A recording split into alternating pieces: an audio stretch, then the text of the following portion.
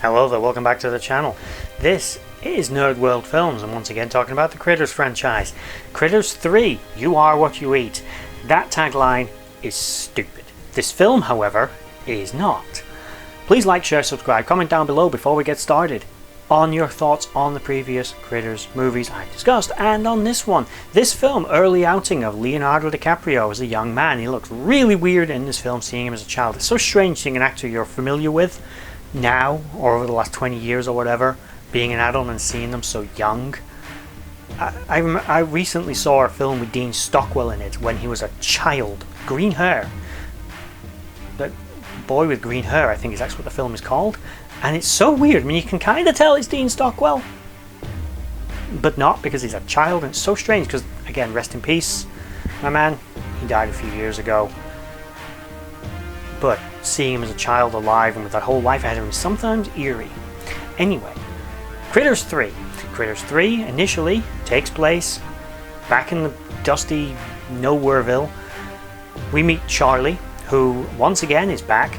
He didn't go in the last movie. He stayed on Earth to continue hunting Krites. And, you know, he's carried on that. He runs into a load of kids in the woods. He tells them all about the events in recap of what's happened in the last two movies, and you could just not go over the second movie, including Leonardo DiCaprio and his new love interest, because why not? Teenagers can have a love interest too.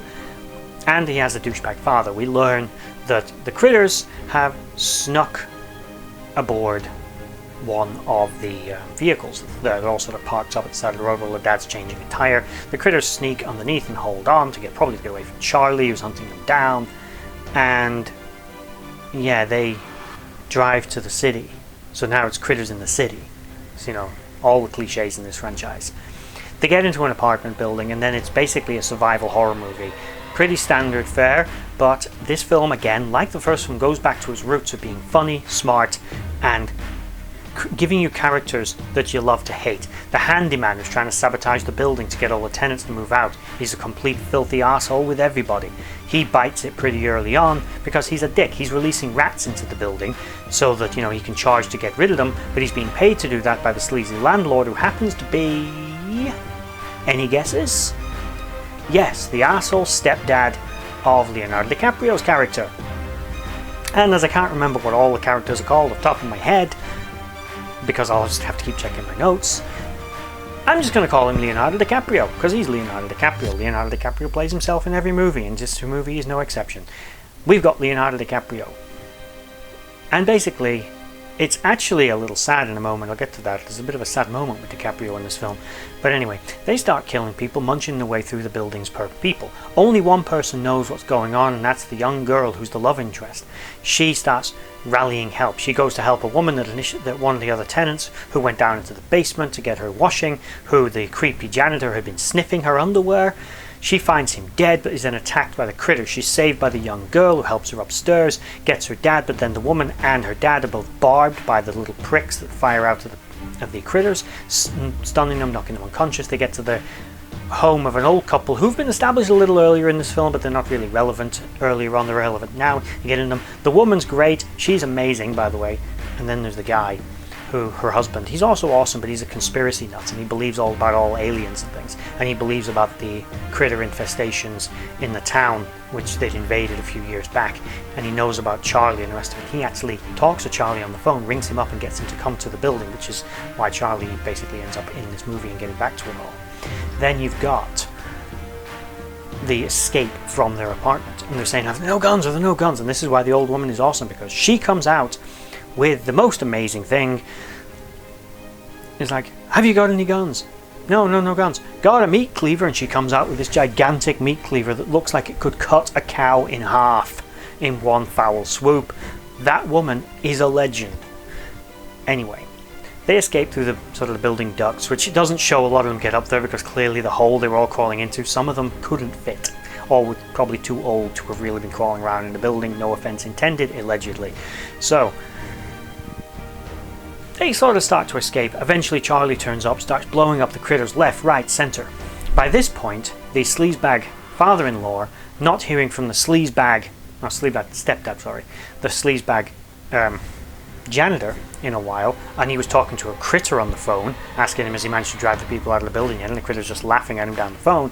He turns up with his stepson to try and drive the people out himself, because he wants them all to move out, because he wants to demolish the building so he can build a new block of flats there that he can charge a lot more money to, modernize the neighborhood and put his name on it, and build a mall and stuff like that. Basically your typical cliche businessman. But he doesn't want to pay them to leave, he just wants them to leave voluntarily, because he's a cheapskate as well. And while they're in there, he tries to go into one of the apartments of some of the people to try and scare them out. DiCaprio, not happy about this, tells him that he hates him, shuts the door on him, which automatically locks, which draws the attention of what he thought were people sat on the sofa, but they turn around and it's actually just the critters, somehow mysteriously sat very high up on the sofa so they looked like heads. They then attacked him and began to eat him. DiCaprio runs away, some screaming for help. A woman who lives in the building was the love interest for the girl love interest's dad. It's all complicated, you know, web weaving of love interests. She comes back with him, manages to get to the door, sees his stepdad being eaten. They run away, and that's the kind of sad thing about this. The last thing he said to him was he hated him and he called him an asshole and he wished he was dead. And then he died. In earnest, DiCaprio said, yeah, his stepdad was an asshole, but he didn't deserve to die.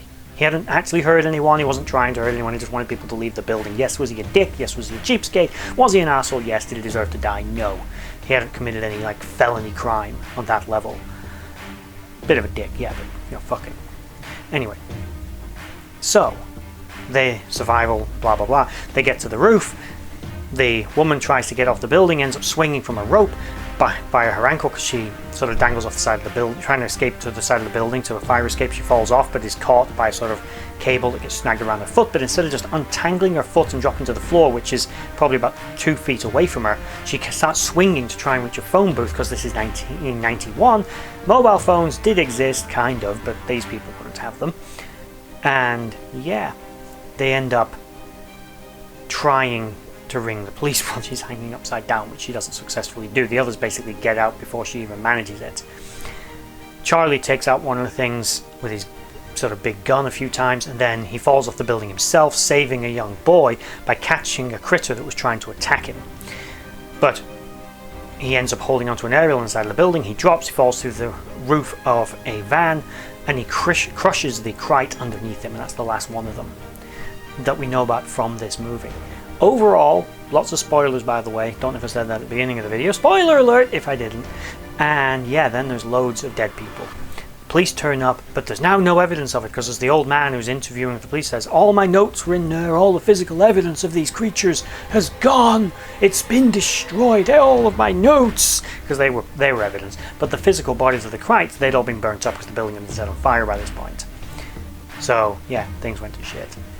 Happily ever after, sort of. Charlie gets to be the mysterious man with no name to go off into the sunset because one of the ladies that worked there, that lived in the building, had actually taken a bit of a shine to him. But he goes off to hunt down any remaining Krites that he may have missed. And this film was actually filmed back to back with the next movie, Critters 4, which is the in space one. Told you, it's all the cliches in this franchise. He goes looking for them, and he finds a couple of eggs, but he's stopped from killing them by Ugg, who once again reappears, but only as a hologram, telling him that those are the last 2 known eggs in existence, and his sensor, which is communicating with them, tells them that, so he can't destroy the eggs because they can't wipe out an entire species. And that is where the next film is going to take off, and that's what we'll discuss next time. Critters 4. So, with that said, I'm going to score this one 5 out of 6. It does have a few problems, mostly sort of a few bad decisions by a few characters, a few goofy moments, and the pacing is sometimes a little fast. It could have took a little bit more time to develop some of the characters, especially the ones you weren't supposed to like, but that's a minor gripe. Overall, film is really good, very enjoyable, and a hell of a lot better than the second one. Whoa, that one's bad.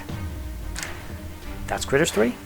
I just want to take this moment to thank you for watching that video. If you liked what you saw, please check out my social links in the description box below to Instagram and Twitter and others, and also is down there a link to my Patreon page where you can support this channel and the others as I try to grow this franchise and do this more regularly. If you made it all the way to the end of this video, thank you for watching, and bye bye.